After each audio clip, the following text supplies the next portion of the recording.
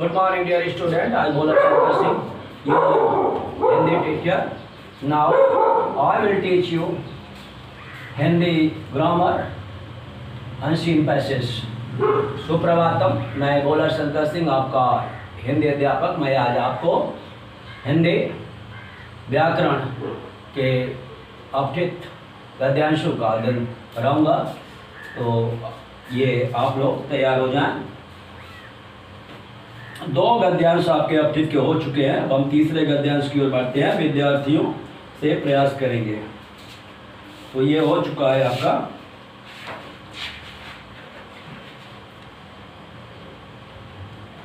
तो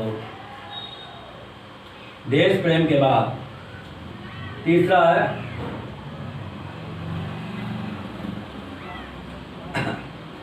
आप ये पढ़ चुके हैं कि यदि हम निरंतर प्रयत्न करते हैं तो निश्चय ही अपने सभी लक्ष्यों को प्राप्त कर लेंगे। किंतु प्रायः देखा गया है कि अधिक आशावादी लोग थोड़ा सा प्रयत्न करके अधिक फल की कामना करने लगते हैं और मनोवांछित फल प्राप्त न होने पर निराश हो जाते हैं।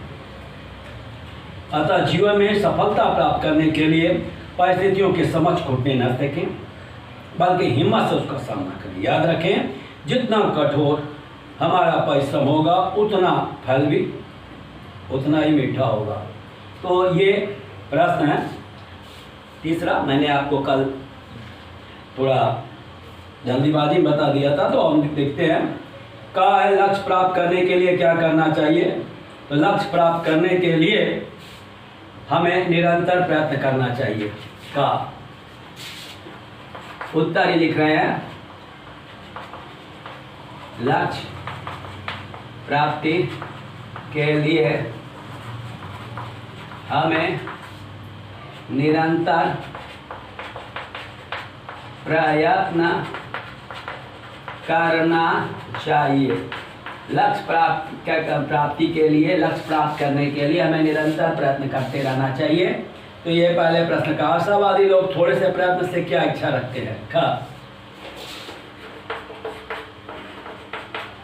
आशावादी लोग थोड़े से प्रयत्न से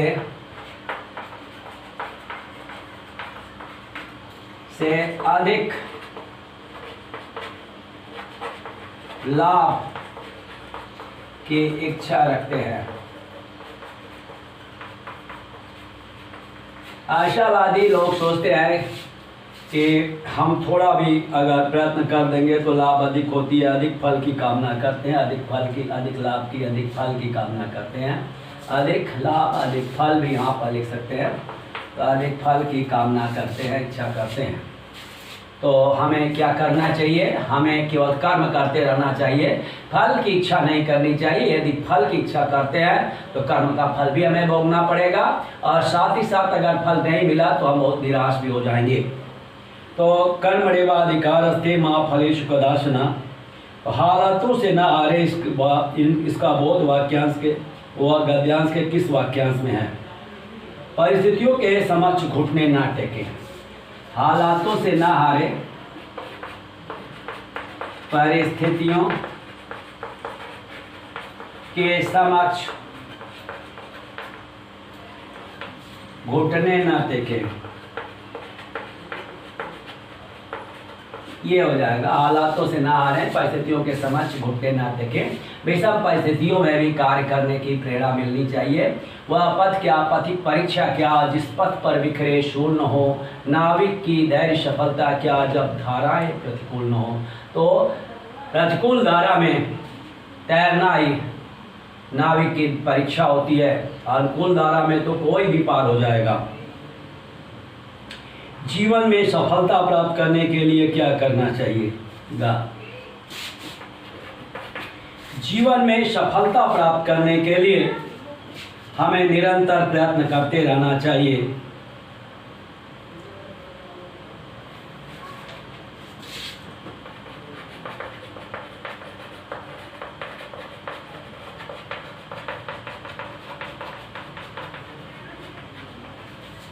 के लिए हमें निरंतर प्रयत्न करते रहना चाहिए। ये ग प्रश्न का उत्तर हो गया। अब अन्य का देखते हैं। अन्य प्रश्न, मनोवांछित फल न मिलने पर कौन निराश होते हैं? मनोवांछित फल न प्राप्त होने पर आशावादी लोग निराश होते हैं।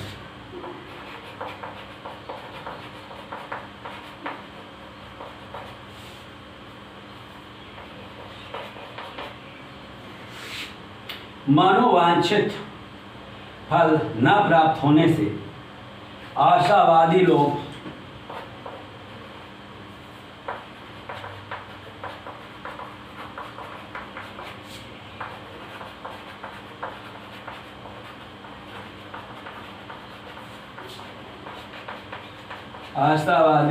निराश होते हैं।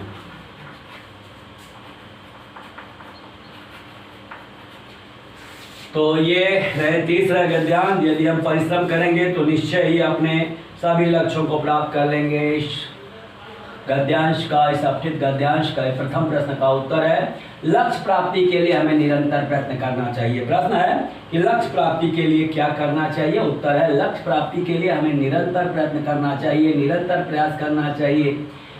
क्या है? आशावादी लोग थोड़े से प्रयत्न से क्या इच्छा रखते हैं? अधिक फल प्राप्ति की, अधिक लाभ प्राप्ति की इच्छा रखते हैं। परिस्थितियों के समक्ष हमें क्या नहीं करना चाहिए? यहाँ पे हालातों से ना हारें। इस बहुत गद्यांश के किस वाक्य में से होता है? तो हालात परिस्थितियों के समक्ष घुटना ना टेकें। ये जीवन में सफलता प्राप्त करने के लिए हमें क्या करना चाहिए? जीवन में सफलता प्राप्त करने के लिए हमें निरंतर प्रयत्न करते रहना चाहिए। अंग है, मनोवांछित फल न मिलने पर कौन निराश होते हैं? मनोवांछित फल न मिलने पर आशावादी लोग निराश होते हैं। जहाँ आशा है उसी के साथ उसका विलोम भी, द्वंद्व लगा रहता है, निराशा। तो आशा अगर अधिक करेंगे तो निराशा भी अधिक हाथ लग सकती है।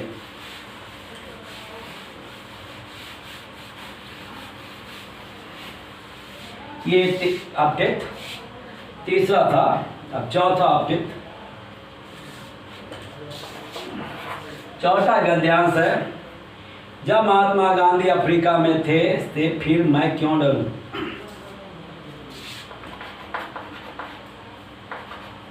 जब महात्मा गांधी तो फिर मैं क्यों डरूं? मैं क्यों डरूं? तो अपडेट पर गद्यांश के प्रश्नों का उत्तर देने से पहले हम गद्यांश को वाली बार 2-3 बार पढ़ते हैं। तो चलिए पढ़ के देखते हैं। जब महात्मा गांधी अफ्रीका में थे तो वहाँ रहकर उन्होंने भारतीयों तथा अन्य समुदायों के साथ हो रहे भेदभाव का विरोध किया। भारतीय और अन्य जो भी समुदाय थे उनके साथ जो भेदभाव, ऊंच नीच, छुआछूत, गोरे काले का जो भेदभाव रहा था उसका उन्होंने विरोध किया। इससे उनकी लोकप्रियता दिन प्रतिदिन बढ़ती जा रही थी। तो गांधी जी ने लोगों का, दलितों का, असहायों का और उपेक्षित लोगों का साथ दिया। इससे उनकी लोकप्रियता में दिनों दिन वृद्धि होती जा रही थी। अतः कई लोग उनके विरोधी हो गए। तो कोई भी लोकप्रिय होता है तो उसके विरोधी भी हो जाते हैं। तो कई लोग उसके विरोधी भी हो गए। कुछ लोग तो उनकी हत्या करने की साजिश करने लगे। कुछ लोग सोचे क्यों ना इसे हम मार दें। एक दिन एक कैलनबर्ग को किसी तरह की साजिश का पता चल गया। उनके एक मित्र जो कैलनबर्ग थे, इन साजिश का पता लग गया। उन्होंने गांधी जी से सुरक्षा को लेकर सचेत रहने को कहा। उन्होंने कहा, गांधी जी आप बिल्कुल सचेत हो जाइए, आपको मारने का प्लान लोग बना रहे हैं। लेकिन गांधी जी ने इस बात को गंभीरता से नहीं लिया। गांधी जी ने इस बात की गंभीरता से नहीं लिया। उन्होंने सोचा कि जो होगा वह देखा जाएगा। वहीं जो राम रचि राखा पोखरी तरह का बढ़ावी शाखा, यदि जो मरना ही है तो डरना क्या, इस बात पर उन्होंने विश्वास किया। फिर कैलनबर्ग गांधी जी की सुरक्षा के लिए अपने साथ पिस्तौल लेकर चलने लगे। कैलनबर्ग स्वयं एक बॉडीगार्ड की तरह पिस्तौल लेकर के उनके साथ चलने लगे। यह बात उन्होंने गांधी जी को नहीं बताई, लेकिन गांधी जी को इस बात का पता चल ही गया। उन्होंने कैलनबर्ग से कहा, आप मेरी रक्षा नहीं कर सकते, जो जन्म लेता है उसकी मृत्यु अनिवार्य है। जो जन्म लेता, गांधी जी ने कहा आप मेरी रक्षा नहीं कर सकते, जो जन्म लेता है उसका मृत्यु। तो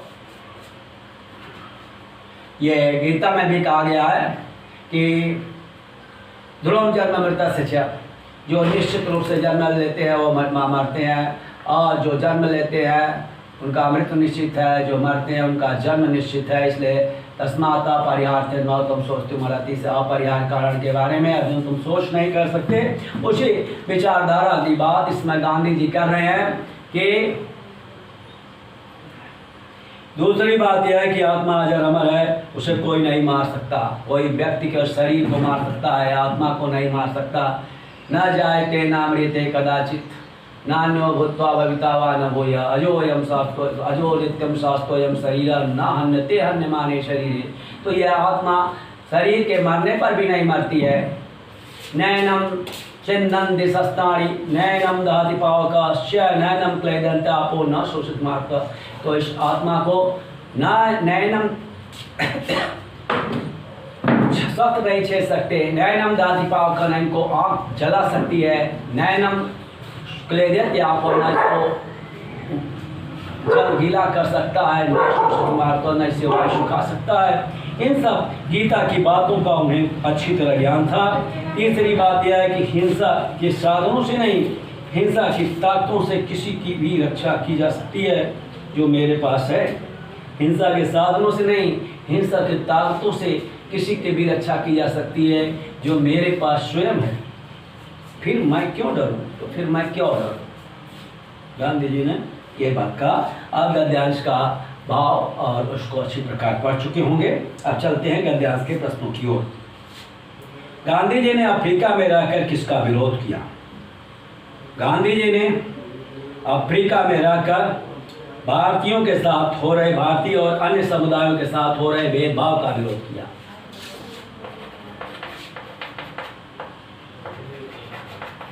गांधी जी ने अफ्रीका में रहकर भारतीयों तथा अन्य समुदायों के साथ हो रहे भेदभावों का विरोध किया।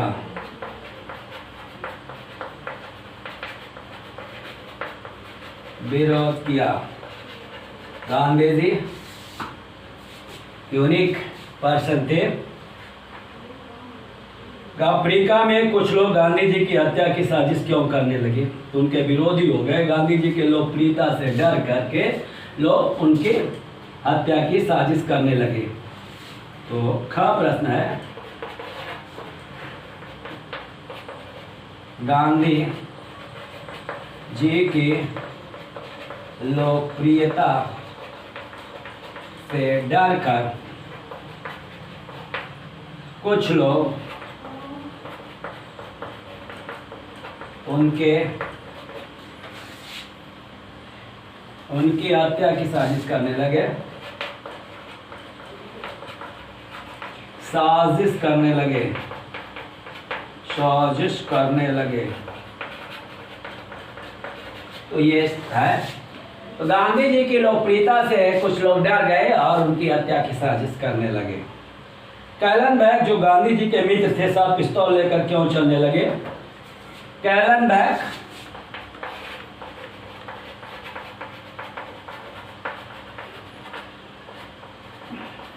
गांधी जी के मित्र, गांधी जी की सुरक्षा के लिए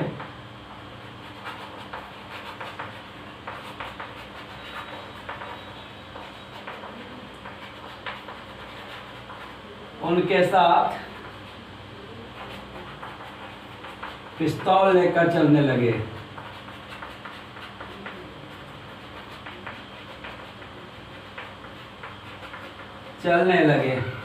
तो वो अपने मित्र का वो कर्तव्य निभा रहे थे, पालन कर रहे थे।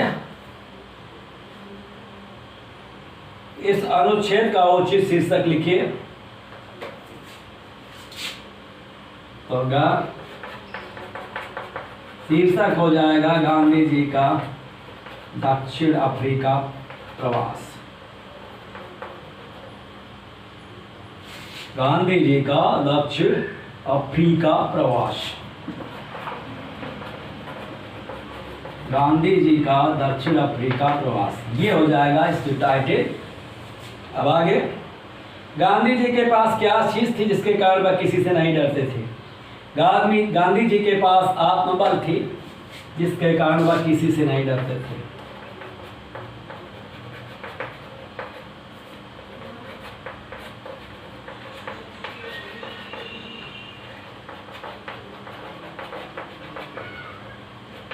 आत्मबल था जिसके कारण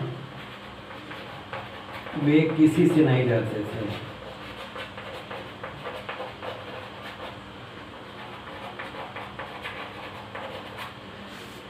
गांधी जी ने बताया कि जब मृत्यु आएगी तो आप नहीं रोक सकते। कैलन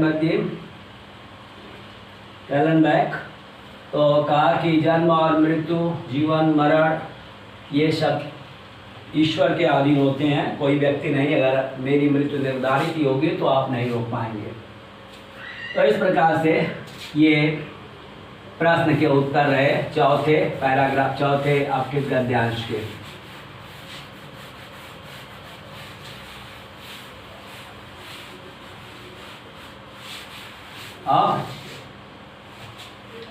हम पांचवें, तो पांचवें नहीं है यहाँ पर, अपठित गद्यांश सब समाप्त होता है। तो एक हम पद्यांश लेंगे, काव्यांश लेंगे, अपठित काव्यांश। अपठित अब हम जाते हैं काव्यांश की ओर। काव्यांश ये जैसे गद्यांश होता है उसी तरह काव्यांश होता है। इसमें काव्य के अंश होते हैं, कविताएं होती हैं और उससे प्रश्न पूछा जाता है। थोड़ा ये उससे कठिन होता है, इसमें भाव को समझना बहुत ही आवश्यक है। तो ये माखनलाल चतुर्वेदी की ये कविता है। पहला काव्यांश है, जा नहीं सुरबाला के गहनों में गूंथा जाऊं, चाह नहीं प्रेमी माला में विद प्यारी को ललचाऊं, चाह नहीं सम्राटों के शव पर हे हरि डाला जाऊं, चाह नहीं देवों के सिर पर चढ़ूं भाग्य पर इठला, मुझे छोड़ लेना बनमाली उस पथ पर देना तू फेंक, मातृभूमि पर शीश चढ़ाने जिस पथ जाए वीर अनेक। तो यह पुष्प की अभिलाषा माखनलाल चतुर्वेदी की रचना है। पुष्प क्या कह रहा है? एक छोटा सा जो होता है प्रकृति का पुष्प, बहुत ही कोमल जिसे कहते हैं, वह कहता है मातृभूमि के लिए, वो कहता है कि मुझे उस पथ पर देना तुम फेंक और मातृभूमि के हित जिस पर जाए शीश चढ़ाने जाएं जिस पर वीर अनेक। तो ऐसे उसकी पुष्प की अभिलाषा है। तो हम सजीव, हम बुद्धिमानों की जो होता है अभिलाषा कैसी होनी चाहिए? माखनलाल चतुर्वेदी हमको प्रेरित करते हैं कि देश प्रेम के क्या व्यक्तियों में कूट कूट कर भरा होना चाहिए, और इस भावना के लिए जो भरा नहीं है भावों से, बहती जिसमें रसधार नहीं, वह हृदय नहीं है, पत्थर है जिसमें स्वदेश का प्यार नहीं।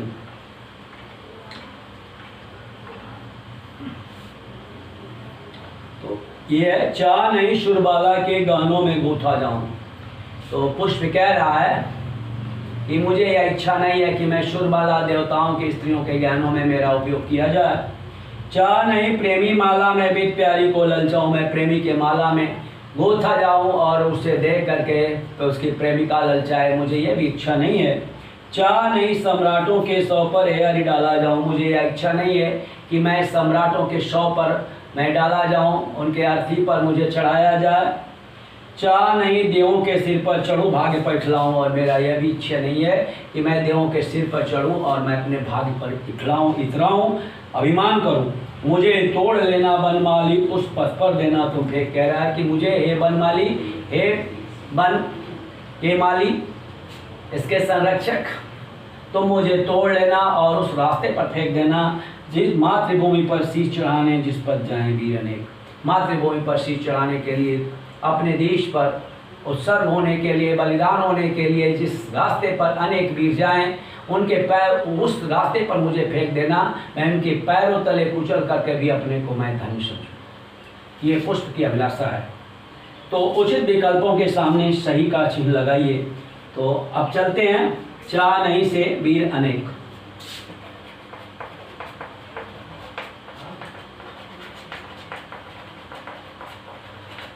अब यहाँ पहला प्रश्न है, तो आपको केवल विकल्प ही चुनाव करना है। पुष्प की क्या इच्छा है? पुष्प की क्या इच्छा है? पुष्प की क्या इच्छा है, यह प्रश्न है। तो पुष्प कहता है प्रेमिका को आकर्षित करने की, पत्नी के गानों में सजने की, मातृभूमि की रक्षा के लिए जाने वाले वीरों के पथ पर बिछने की। तो गा ही सही है। तो पहला का गा सही है। मातृभूमि पर की रक्षा के लिए जाने वाले, मातृभूमि की रक्षा के लिए जाने वाले पथ पर बिछने की।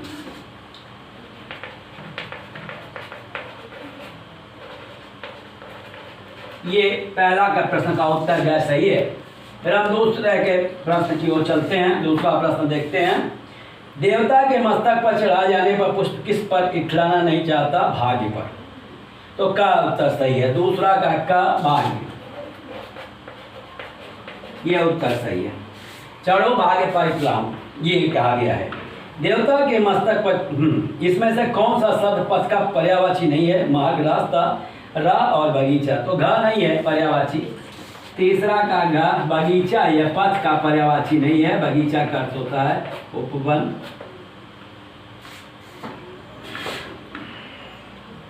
पुष्प प्रेम की माला में बिध कर क्या करने का इच्छुक नहीं है?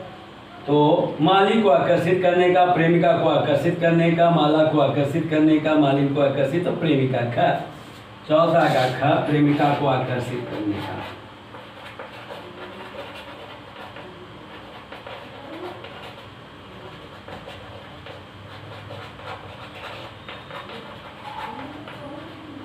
प्रेमिका को आकर्षित करने का। अब पांचवा प्रश्न। इस काव्यांश का उचित शीर्षक हो सकता है पुष्प की अभिलाषा। गा उत्तर सही है। पुष्प की अभिलाषा, पुष्प की इच्छा, पुष्प की अभिलाषा, ये है। तो इस प्रकार से आपके काव्यांश यहाँ समाप्त होता है। और आज का पाठ बस यहीं पर शेष अगले दिन। तो आज का पाठ यहाँ पे समाप्त हो जाता है। आप लोगों ने आज 2 गद्यांश और 1 काव्यांश पढ़े।